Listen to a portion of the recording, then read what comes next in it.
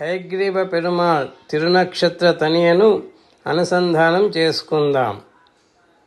సింహే శ్రవణ సంజాతం విద్యానాం ఆదిం గురుం జ్ఞానానంద ప్రదాతారం హయగ్రీవముపాస్మహే.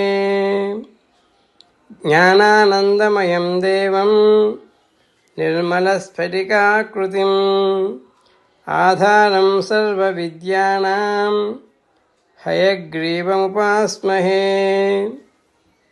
సర్వవిద్యాస్వరూపాయ లక్ష్మీ సంశ్లిష్టవక్షసే మధుపాసనలక్ష్యాయ హయగ్రీవాయ మంగళం. దిశంతు మే దేవ సదా త్వదీయాః దయాతరంగానుచరాః కటాక్షాః శ్రోత్రేషు పుంసాం అమృతం క్షరంతీం సరస్వతీం సంశ్రితకామధేనుం. శ్రీలక్ష్మీ హయగ్రీవ దివ్య తిరువడిகளே శరణం. జై శ్రీమన్నారాయణ.